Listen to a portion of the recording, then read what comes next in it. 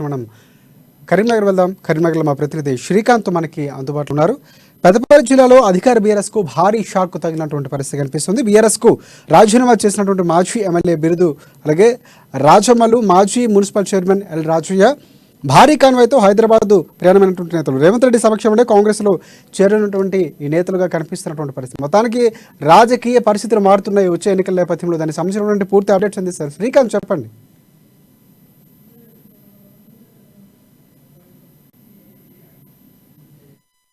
పార్టీకి గట్టి షాక్ తగిలిందని చెప్పొచ్చు. ఉమ్మడి కరీంనగర్ జిల్లాలో, పెద్దపల్లి జిల్లాలో ప్రధానంగా ఇక అక్కడ ప్రాతినిధ్యం వహిస్తున్న దాసరి మనోహర్ రెడ్డికి ఒక పెద్ద షాక్ అని కూడా చెప్పవచ్చు. అంటే మాజీ ఎమ్మెల్యే బిరుదు రాజమౌళితో పాటు మాజీ మున్సిపల్ వైస్ చైర్మన్ కూడా ఎల్ రాజయ్య కూడా గతంలోనే ఈ స్థానం నుంచి ఎట్టి పరిస్థితుల్లో కూడా దాసరి మనోహర్ రెడ్డికి టికెట్ ఇవ్వద్దు అంటూ కూడా మాజీ మున్సిపల్ చైర్మన్ అయితే పలు సార్లు విన్నవించుకున్న పరిస్థితి ఉన్నది. అధిష్టానానికి కూడా ఫిర్యాదు చేస్తారని కూడా తను ఒక రెబల్ అభ్యర్థిగా చాలా సార్లు విన్నవించుకున్న పరిస్థితి అయితే నెలకొంది. అంటే ఇదంతా కూడా అధిష్టానం లెక్క చేయట్లేదు, తనను పట్టించుకోవట్లేదు అంటూ కూడా తాను అసహనం వ్యక్తం చేస్తూ నిన్న మాజీ ఎమ్మెల్యే బిరుదు రాజమల్లుతో పాటు ఆయన కూడా పార్టీ సభ్యత్వానికి రాజీనామా ప్రకటించినారు.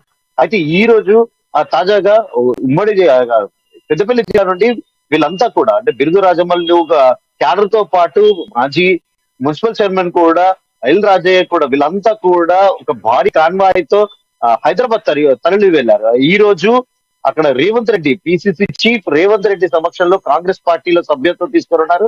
అంటే ప్రధానంగా కాంగ్రెస్ పార్టీ గెలుపు దిశగా కూడా ఇక్కడ అంటే పెద్దపల్లి జిల్లాలో దాదాపుగా కాంగ్రెస్ పార్టీ అభ్యర్థి చింతకుంట విజయరమణారావు విజయం ఖాయమని అనే దిశగా కూడా వాళ్ళు ఒక సంకేతాలు అయితే ఇస్తున్నట్టుగా మనకు కనిపిస్తుంది.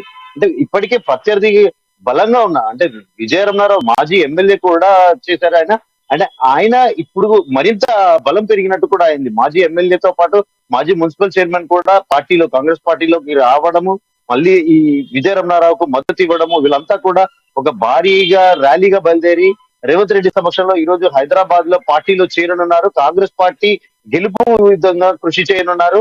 అంటే కాంగ్రెస్ పార్టీ కర్ణాటక ఎన్నికల ఫలితాల అనంతరం తెలంగాణలో కూడా మంచి ఊపు మీద ఉందని కూడా చెప్పవచ్చు. పలు జిల్లాల్లో ఇప్పటికే పార్టీల నుండి పొంగులెంటి వాళ్ళు లాంటి వాళ్ళు కానీ జూపల్లి లాంటి వాళ్ళు ఆ బడబడ నేతలంతా కూడా కాంగ్రెస్ పార్టీ వైపు ఆశగా చూస్తున్న పరిస్థితి ఉంది.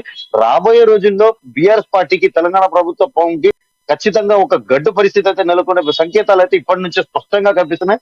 అందుకు ఇప్పుడు ఈ రోజు ఉదాహరణగా పెద్దపల్లి జిల్లాలో కూడా ఒక పార్టీ క్యాడర్ అంతా కూడా దాదాపుగా బీఆర్ఎస్ అంటే ఇక్కడ ఉన్న స్థానిక ఎమ్మెల్యేపై తీవ్ర వ్యతిరేకత కూడా అంటే ల్యాండ్ మాఫియా, శాండ్ మాఫియా అంటూ కూడా వాళ్ళంతా అంటే తనకు సంబంధించిన బినామీలకే ఏదైతే కాంట్రాక్టులు అప్పచెప్పి ఇదంతా కూడా వాళ్ళకి లబ్ధికి అంటే తాను స్వయంగా సొంతంగా తాను మాత్రమే అభివృద్ధి చెందుతున్నాడు, కింది స్థాయి క్యాడర్ ను గుర్తించట్లేదని గతంలో కూడా వాళ్ళు చాలా సార్లు విమర్శించిన పరిస్థితి.